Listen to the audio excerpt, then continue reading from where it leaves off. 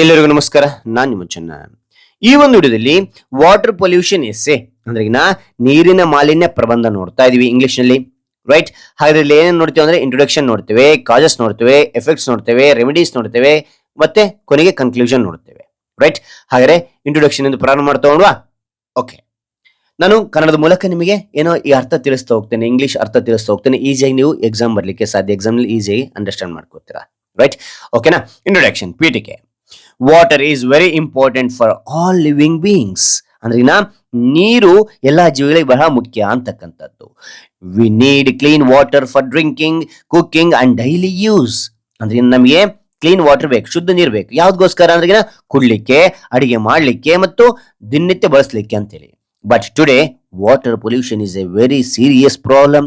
Today ಅಂದ್ರೆ ಇಂದು ನೀರಿನ ಮಾಲಿನ್ಯ ಗಂಭೀರ ಸಮಸ್ಯೆ ಆಗಿದೆ. It makes water dirty and unsafe. ಏನಾಗಿದೆ ಅಂತ, ನೀರು ಅಶುದ್ಧ ಆಗಿದೆ, ಡರ್ಟಿ ಆಗಿದೆ ಮತ್ತು ಅಪಾಯಕಾರಿಯಾಗಿದೆ. ನೀರು ಅನ್ಸೇಫ್ ಆಗಿದೆ ಅಂತ ನೋಡ್ಬೋದು. ಓಕೆ, ಇಂಟ್ರೊಡಕ್ಷನ್ ನೋಡಿದ್ವಲ್ಲ. ಹಾಗಾದ್ರೆ ಎಲ್ಲ ವಿವರಣೆ ಅಂತಕ್ಕಂಥದ್ದು ಇಷ್ಟವಾಗಿದ್ರೆ ಒಂದು ಲೈಕ್, ಅನೇಕ ವಿಡಿಯೋದಲ್ಲಿ ಪ್ರೋತ್ಸಾಹ ತುಂಬ ಸಿಗುತ್ತೆ. ಇನ್ನೊಬ್ರಿಗೂ ಶೇರ್ ಮಾಡಿ, ಸಾಧ್ಯ ಅಂತ ಅನೇಕ ವಿಡಿಯೋ ಚಾನಲ್ ಸಬ್ಸ್ಕ್ರೈಬ್ ಆಗಿ. ಓಕೆ, ಅದೇ ರೀತಿ ಯಾವ ರೀತಿಯ ಪ್ರಬಂಧ ಬೇಕಂತೇಳಿ ಕೌನ್ಸಿಲಿಂಗ್ ಕಾಮೆಂಟ್ ಮಾಡಿ, ಆ ರೀತಿಯ ಪ್ರಬಂಧ ಮಾಡಲು ನಾನು ಪ್ರಯತ್ನ ಪಡುತ್ತೇನೆ. ಓಕೆ, ಕಾಜಸ್ ಆಫ್ ವಾಟರ್ ಪೊಲ್ಯೂಷನ್ ಅಂದ್ರೆ ನೀರಿನ ಮಾಲಿನ್ಯದ ಕಾರಣಗಳು ಏನು, ಹೆಂಗೆ ನೀರು ಮಲಿನ ಆಗ್ತಾ ಇದೆ ಅಂತ ನೋಡಿದ್ರೆ ಒಂದನೇ ಪಾಯಿಂಟ್ ನೋಡಿ. First point, dumping garbage in water. ಅಂದ್ರೆ ಕಸವನ್ನು ನೀರಿಗೆ ಹಾಕೋದ್ರಿಂದ ನೀರು ಮಲಿನ ಆಗ್ತದೆ. Second point, industrial waste released into rivers. ಅಂದ್ರೆ ಕಾರ್ಖಾನೆಗಳು ಮಲಿನವನ್ನು, ತ್ಯಾಜ್ಯಗಳನ್ನು ನದಿಗೆ ಬಿಡೋದ್ರಿಂದ ನೀರು ಮಲಿನ ಆಗ್ತದೆ. Sewage water mixing with clean water. ಅಂದ್ರೆ ಒಳ ಚರಂಡಿ ನೀರು ಚರಂಡಿ ನೀರು ಏನಾಗ್ತದೆ, ಕ್ಲೀನ್ ವಾಟರ್ ಮಿಕ್ಸ್ ಆಗೋದ್ರಿಂದ ಪೊಲ್ಯೂಷನ್ ಆಗ್ತದೆ. ಅದ ನಂತರ fourth point, plastic waste in water bodies. ಅಂದ್ರೆ ಪ್ಲಾಸ್ಟಿಕ್ ತ್ಯಾಜ್ಯ ನೀರಿನಲ್ಲಿ ಸೇರೋದ್ರಿಂದ ಏನಾಗುತ್ತೆ, ವಾಟರ್ ಪೊಲ್ಯೂಷನ್ ಆಗುತ್ತೆ. ಅದ ಫಿಫ್ತ್ ಪಾಯಿಂಟ್, ಆಯಿಲ್ ಸ್ಪಿಲ್ಸ್ ಇನ್ ಓಷನ್ಸ್. ಅಂದ್ರೆ ಸಮುದ್ರದಲ್ಲಿ ಎಣ್ಣೆ ಸೋರಿಕೆ ಆಗೋದ್ರಿಂದ, ಇಲ್ಲಿ ಚಿತ್ರ ಕಾಣ್ತಾ ಇದೆಯಾ, ಓಕೆನಾ? ಆಗ ಏನಾಗುತ್ತೆ ಅಂದ್ರೆ ನೀರು ಜಲಚರ ಪೊಲ್ಯೂಷನ್ ಆಗುತ್ತೆ ನೀರು. ಆ ನಂತರ ಸಿಕ್ಸ್ ಪಾಯಿಂಟ್ ನೋಡಿ, religious waste thrown into water. ಅಂದ್ರೆ ಧಾರ್ಮಿಕ ತ್ಯಾಜ್ಯಗಳ ನೀರಿಗೆ ಹಾಕೋದ್ರಿಂದ. ಆ ನಂತರ ಸೆವೆಂತ್ ಪಾಯಿಂಟ್ ನೋಡಿ, lack of proper waste management. ಅಂದ್ರೆ ಸರಿಯಾದ ಕಸ ನಿರ್ವಹಣೆ ಕೊರತೆ ಇದ್ದಾಗ ಅದರಿಂದ ಏನಾಗುತ್ತಪ್ಪ ಅಂದ್ರೆ ನೀರು ಮಲಿನ ಆಗ್ತದೆ ಅಂತ ನೋಡಬಹುದು. ಏತ್ ಪಾಯಿಂಟ್, ಲಾಸ್ಟ್ ಪಾಯಿಂಟ್ ನೋಡಿ, use of chemical fertilisers and pesticides. ರಾಸಾಯನಿಕ ಗೊಬ್ಬರಗಳು ಮತ್ತು ಕೀಟನಾಶಕ ಬಳಸೋದ್ರಿಂದ ಕೂಡ ನೀರಿನ ಮಲಿನ ಆಗ್ತದೆ ಅಂತ ನೋಡಬಹುದು. ಓಕೆನಾ? ಇದರಲ್ಲಿ 4 point depends on mark. 5 mark ಇತ್ತು, ಎಲ್ಲವೂ 4 ಪಾಯಿಂಟ್ಗಳು ಬರಿತಾ ಹೋಗಿ. ಹಾಗೆ ಈಸಿಯಾಗಿ ಏನಾಗುತ್ತೆ ನಿಮಗೆ, ಇಷ್ಟು 8 ಪಾಯಿಂಟ್ ನಲ್ಲಿ ಯಾವ್ದು ಈಸಿ ಅನ್ಸುತ್ತೆ ಅದು ಬರಿತಾ ಹೋಗಿ ಮಕ್ಕಳೇ. ಅದು ನಿಮಗೆ ಹೆಚ್ಚಿನ ಪಾಯಿಂಟ್ ನಾನು ಬರೆದೇನೆ ಅಷ್ಟೇ. Okay, effects of water pollution ಅಂದ್ರೆ ಜಲ ಮಾಲಿನ್ಯದ ಪರಿಣಾಮಗಳು ಏನಾಗ್ತದೆ, ಜಲ ಮಾಲಿನ್ಯ ಆಗೋದ್ರೆ ಪರಿಣಾಮ ಏನಾಗ್ತದೆ ಅಂದ್ರೆ ಮೊದಲನೇ ಬಂಡಿ, ಕಾಜಸ್ diseases like cholera and typhoid. ಅಂದ್ರೆ ಕಾಲರಾ ಮತ್ತು ಟೈಫಾಯ್ಡ್ ಮುಂತಾದ ರೋಗಗಳು ನೀರಿಂದ ಬರ್ತದೆ, ನೀರು ಮಲಿನ ಆಗೋದ್ರಿಂದ. Second one, harms fish and aquatic life. ಅಂದ್ರೆ ಮೀನು ಮತ್ತು ಜಲ ಜೀವಿಗಳಿಗೆ ಹಾನಿ ಉಂಟಾಗ್ತದೆ. ಅಂದ್ರೆ ಮೀನು, ಫಿಶ್ ಅಂದ್ರೆ ಅಕ್ವಾಟಿಕ್ ಅಂದ್ರೆ ಜಲಚರಗಳಿಗೆ ಎಫೆಕ್ಟ್ ಆಗ್ತದೆ.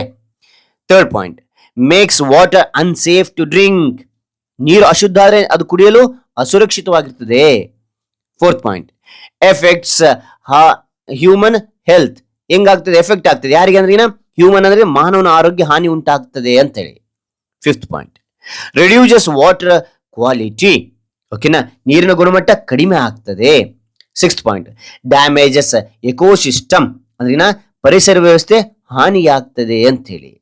ಅದಂತರ leads to storage of clean water. ಶುದ್ಧ ನೀರು ಕೊರತೆ ಉಂಟಾಗ್ತದೆ.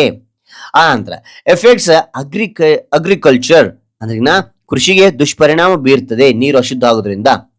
ನೈನ್ತ್ ಪಾಯಿಂಟ್ ನೋಡಿ, ಡಿಸ್ಟರ್ಬ್ ನ್ಯಾಚುರಲ್ ಬ್ಯಾಲೆನ್ಸ್. ಅಂದ್ರೆ ಪ್ರಕೃತಿಯ ಸಮತೋಲನ ಅಸಮರ್ಪಕ ವ್ಯವಸ್ಥೆ ಆಗ್ತದೆ, ಅಂದ್ರೆ ಅಸ್ತವ್ಯಸ್ತ ಆಗ್ತದೆ ಅಂತ ನೋಡ್ಬೋದು. ಇಲ್ಲಿ 9 ಪಾಯಿಂಟ್ ಇದಾವೆ, ನಿಮಗೆ ಯಾವ್ದು ಈಜಿ ಅನ್ಸುತ್ತೆ 4 ಪಾಯಿಂಟ್ಗಳು ಬರಿತಾ ಹೋಗಿ, ಅಥವಾ 5 ಪಾಯಿಂಟ್ಗಳು ಬರಿತಾ ಹೋಗಿ. ಓಕೆ, ಡಿಪೆಂಡ್ಸ್ ಮಾರ್ಕ್ ಅಂತ ಹೇಳಿ. ಓಕೆ, ಹಿಂದೆ ನಾವು ಕಾರಣಗಳು ಮತ್ತು ಪರಿಣಾಮಗಳು, ಓಕೆನಾ, ಕಾಜಸ್ ಅಂಡ್ ಎಫೆಕ್ಟ್ಸ್ ತಿಳಿದೀವಿ. ಈಗೇನ್ ತಿಳಿತಾ ಇದೀವಿ ಅಂತಂದ್ರೆ ಇಲ್ಲಿ ಪ್ರಿವೆನ್ಷನ್ ಆಫ್ ವಾಟರ್ ಪೊಲ್ಯೂಷನ್ ಅಂದ್ರೆ ಜಲಮಾಲಿನ್ಯ ತಡೆಯೋದು ಹೇಗೆ ಅಂತಕ್ಕಂಥ ನಾನು ತಿಳಿಸ್ತಾ ಹೋಗ್ತೇನೆ. ಓಕೆ, ಫಸ್ಟ್ ಪಾಯಿಂಟ್ ನೋಡಿ, do not throw waste into water. ಅಂದ್ರೆ ಕಸವನ್ನು ನೀರಿಗೆ ಹಾಕಬೇಡಿ ಅಂತೇಳಿ. ಓಕೆ, ವೇಸ್ಟ್ ಅನ್ನ ಹಾಕಬೇಡಿ. ಸೆಕೆಂಡ್ ಪಾಯಿಂಟ್ ನೋಡಿ, ಟ್ರೀಟ್ ಇಂಡಸ್ಟ್ರಿಯಲ್ ವೇಸ್ಟ್ ಪ್ರಾಪರ್ಲಿ, ಅಂದ್ರೆ ಕೈಗಾರಿಕಾ ತ್ಯಾಜ್ಯವನ್ನು ಸರಿಯಾಗಿ ಶುದ್ಧೀಕರಿಸಬೇಕು ಅಂತೇಳಿ. Okay, third point, avoid plastic use, plastic ಬಳಕೆಯನ್ನು ತಪ್ಪಿಸಬೇಕು, ನಾವು ಕಡಿಮೆ ಮಾಡಬೇಕು. Okay, fourth point, use eco friendly products, ಅಂದ್ರೆ ಪರಿಸರ ಸ್ನೇಹಿ ಉತ್ಪನ್ನಗಳನ್ನು ನಾವು ಬಳಸಬೇಕು ಅಂತೇಳಿ. Okay, fifth point, keep rivers and lakes clean, ನಾವು ಏನು ಕ್ಲೀನ್ ಇಡಬೇಕು, ಯಾವ್ದನ್ನ ಅಂದ್ರೆ ರಿವರ್ಸ್ ನದಿಗಳು, ಲೇಕ್ ಅಂದ್ರೆ ಕೆರೆಗಳು ನಾವು ಸ್ವಚ್ಛಗೊಳಿಸಬೇಕು, ಸ್ವಚ್ಛವಾಗಿ ಇಡಬೇಕು ಅಂತ ಹೇಳಿ. Sixth point, proper sewage treatment ಅಂತಕ್ಕಂಥದ್ದು, ಅಂದ್ರೆ ಒಳಚರಂಡಿ ನೀರನ್ನು ಸರಿಯಾಗಿ ಶುದ್ಧೀಕರಿಸಬೇಕು ಅಂತ ಹೇಳಿ. Seventh one, create awareness among people, ಅಂದ್ರೆ ಜನರಲ್ಲಿ ಜಾಗೃತಿ ಮೂಡಿಸಬೇಕು ವಾಟರ್ ಪೊಲ್ಯೂಷನ್ ಬಗ್ಗೆ. ಏತ್ ಪಾಯಿಂಟ್, ಫಾಲೋ ಎನ್ವಿರಾನ್ಮೆಂಟಲ್ ರೂಲ್ಸ್, ಅಂದ್ರೆ ಪರಿಸರ ನಿಯಮಗಳನ್ನ ಪಾಲಿಸಬೇಕು ನಾವೆಲ್ಲ. Ninth point, save and protect water ಅಂತಕ್ಕಂಥ, ನೀರನ್ನು ಉಳಿಸಿ ಮತ್ತು ರಕ್ಷಿಸಬೇಕು ನಾವೆಲ್ಲ ಅಂತಕ್ಕಂಥ ನೋಡ್ಬೋದು.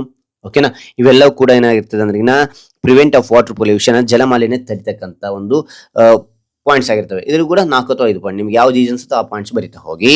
ಕನ್ಕ್ಲೂಷನ್, ಕೊನೆಗೆ ಉಪಸಂಹಾರ ನಿಮ್ಮದಾಗಿತ್ತು, ಅಭಿಪ್ರಾಯ ಬರಿತಾ ಹೋಗಬೇಕಾಗುತ್ತೆ. ಕನ್ಕ್ಲೂಷನ್ ಬರಿತಾ ಹೋಗಿ ನೋಡಿಲಿ. Water is a life, so we must protect it. ನೀರು ದಿನ ಏನಾಗಿದೆ ಅಂದ್ರೆ ಜೀವವಾಗಿದೆ, ಆದ್ದರಿಂದ ನಾವು ಅದನ್ನು ಕಾಪಾಡಬೇಕು.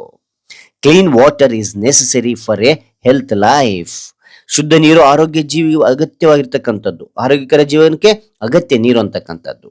Every one should work together to stop water pollution and save water for the future. ನಾವು ಜಲ ಮಾಲಿನ್ಯವನ್ನು ತಡೆಯಲು ಎಲ್ಲರೂ ಒಗ್ಗಟ್ಟಾಗಬೇಕು, ಕೆಲಸ ಮಾಡಬೇಕು ಮತ್ತು ಭವಿಷ್ಯಕ್ಕೆ ನೀರನ್ನು ಉಳಿಸಬೇಕು ಅಂತ save water for the future ಅಂತಕ್ಕಂಥದ್ದು. Okay, right. ಹಾಗಾದ್ರೆ ಈ ಎಲ್ಲ ಒಂದು ಪ್ರಬಂಧದ ಅರ್ಥ ತಿಳಿತಲ್ಲ. ಎಲ್ಲ ವಿವರಣೆ ಇಷ್ಟವಾದಲ್ಲಿ ಒಂದು ಲೈಕ್, ಅನೇಕ ವಿಡಿಯೋದಲ್ಲಿ ಪ್ರೋತ್ಸಾಹ ತುಂಬ ಸಿಗುತ್ತೆ. ಇನ್ನೊಬ್ರು ಶೇರ್ ನೀವು ಸಾಧ್ಯ ಅಂತ ಅನೇಕ ವಿಡಿಯೋ ಚಾನಲ್ ಸಬ್ಸ್ಕ್ರೈಬ್ ಆಗಿ. ಓಕೆ, ನಿಮಗೆ ಯಾವ ರೀತಿಯ ಪ್ರಬಂಧ ಬೇಕಂತೇಳಿ ಕಾನ್ಸ್ಟ್ಲಿ ಕಾಲ್ ಮಾಡಿ. ಹಾಗೆ ಮತ್ತೊಂದು ಹೊಸ ವಿಷಯದೊಂದಿಗೆ ಮತ್ತೊಂದು ಹೊಸ ವಿಡಿಯೋದಿಂದ ಭೇಟಾಗೋಣ. Thank you for watching. Bye ಮಕ್ಕಳೇ.